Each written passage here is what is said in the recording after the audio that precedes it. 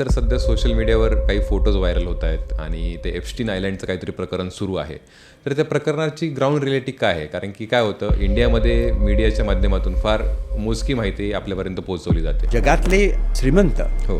आणि पॉवरफुल लोक, जसे ट्रम्पसारखे लोक म्हणा, बिल क्लिंटनसारखे लोक, हो. किंवा तो इंग्लंडचा प्रिन्स अँड्रू, असे लोक त्या एप्स्टीनच्या आयलंडवरती गेले. त्या एप्स्टीनकडे 14-15 वर्षाच्या मुली इथं काम करायच्या आणि त्यांच्याबरोबर सेक्शुअल रिलेशनशिप झाली, त्यांना ॲब्यूज केलं गेलं आणि त्यातून काही निष्पन्न झालं नाही. या सगळे लोक हे सही सुलामत सुटत आहेत. ही काही चांगली बाब नाही आहे. एका पॉवरफुल माणसाला, श्रीमंत माणसाला असा गैरफायदा घ्यायचा एका लहान मुलीचा, हे काही योग्य नव्हतं.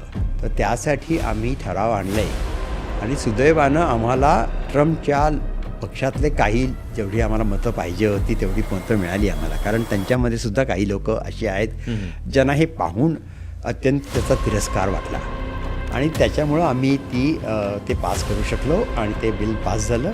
आता ट्रम्पनी थोडं त्यातलं गोष्टी जाहीर केल्या आहेत, सगळ्या नाही केल्या अजूनही. तर आम्ही ते प्रयत्न करतो आहे. अजूनही ते ट्रम्पना प्रोटेक्ट करायचा प्रयत्न करत आहेत जस्टिस डिपार्टमेंट. पण बाकीच्यांचं सगळं बाहेर काढलं आहे त्यांनी, पण ट्रम्पचं नाही काढलं.